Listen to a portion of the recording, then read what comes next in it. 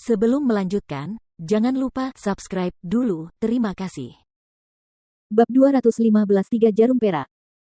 Tatapannya kemudian beralih pada sosok lelaki paruh baya itu.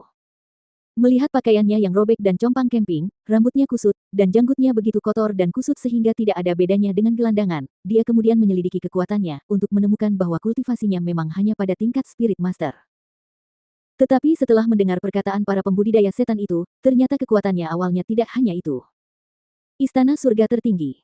Sungguh tidak menyangka bahwa seseorang akan dapat bertemu seseorang dari Istana Surga Tertinggi di tempat seperti ini.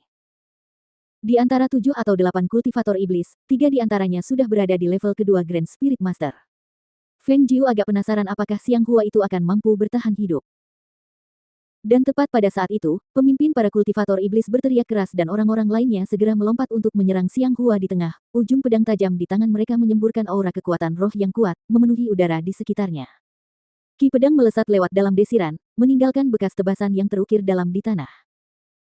Feng Jiu duduk di atas pohon di belakang untuk mengamati, menyadari bahwa keterampilan Xiang Hua sangat kuat dan kokoh. Meskipun kultivasinya hanya setingkat Spirit Master, tetapi dia sama sekali tidak kompeten dalam menghadapi para kultivator jahat itu. Serangannya ganas dan sangat tepat, seakan mampu merenggut nyawa seorang kultivator iblis yang setingkat dengannya dalam 3 kali serangan. Baru pada saat terakhir ketika ia diserang oleh 3 kultivator iblis Grand Spirit Master tingkat kedua pada saat yang sama, ia perlahan-lahan kehilangan keunggulannya. Aduh! Lengannya teriris terbuka oleh pedang lawan dan darah mengalir keluar membasahi lengan bajunya. Dia tidak memegang pedang di tangannya dan dia tidak mampu menangkis serangan seorang kultivator iblis Grand Spirit Master, tetapi harus didorong mundur selangkah demi selangkah sampai dia berhasil mengambil pedang dari tanah sebelum dia bisa menahannya. Namun, faktanya tingkat kekuatannya jelas terlihat, dan itu adalah 1 lawan 3. Pertarungan yang berlarut-larut hanya akan berarti kekalahan. Melihat Xiang Hua menusukkan pisau ke kirinya di satu saat dan menebas pisau ke kanan di saat berikutnya, mata Feng Jiu berkilat saat ia tenggelam dalam pikirannya. Karena ia tidak mengenal orang-orang dari Istana Langit Tertinggi, ia tidak tahu orang macam apa mereka. Apakah mereka benar-benar penjahat hina yang akan melakukan segala kejahatan yang mungkin? Namun, pikirannya kemudian teringat kata-kata yang pernah diucapkan gurunya sebelumnya dan dia mendesah pelan dalam hatinya. Saat melihat 3 kultivator iblis menyerang Xiang Hua di tengah, jari-jari Feng Jiu berkedip dan 3 jarum perak yang dipenuhi kekuatan internal melesat keluar dari sela-sela jarinya dengan desiran. Aduh! Ketiga lelaki itu mengerang dan tubuh mereka langsung menegang, tidak mampu menebas pedang yang mereka angkat tinggi-tinggi. Mereka bisa merasakan mati rasa dan nyeri menyebar ke seluruh tubuh mereka, membuat mereka tidak dapat mengerahkan tenaga apapun, di mana pedang yang mereka pegang di tangan mereka kemudian jatuh ke tanah sesaat kemudian. Dan melihat pemandangan di hadapannya, mata Xiang Hua menyipit, matanya memancarkan kilatan gelap saat pedang yang tergenggam di tangannya menyapu lengkung samar di leher ketiga pria itu. Darah merah menyembur, nyawa mereka melayang hanya dengan 1 tebasan.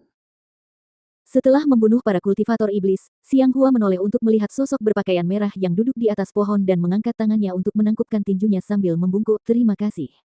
Saat suaranya jatuh, dia berbalik dan berjalan pergi. Alis Feng Jiu terangkat saat melihat itu. Tahan! Alis Xiang Hua berkerut, tatapannya tajam saat dia melihat ke arah Feng Jiu, bertanya dalam hati. Kamu adalah pelindung kiri Istana Surga Tertinggi. Itu benar. Kamu seorang penjahat. Mendengar itu, dia berkata sambil tertawa mengejek penjahat. Dan berapa banyak di antara sekte ortodoks yang tidak membunuh orang? Beberapa dari mereka bahkan bersalah atas kejahatan yang lebih besar daripada kita. Feng Jiu mengangguk tanda setuju dan bertanya, bagaimana kau bisa masuk ke sini? Dia hanya penasaran. Tangan Xiang Hua mengepal erat.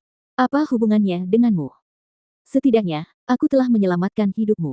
Feng Jiu berkata dengan malas sambil menyilangkan lengan di dada. Xiang Hua terdiam beberapa saat sebelum menjawab, hanya karena 1 ramuan membangun pondasi, aku dikhianati.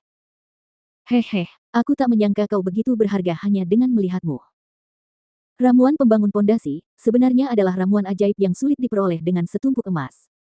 Bagi seorang Grand Spirit Master untuk maju menjadi seorang Foundation Cultivator, ramuan pembangun pondasi diperlukan.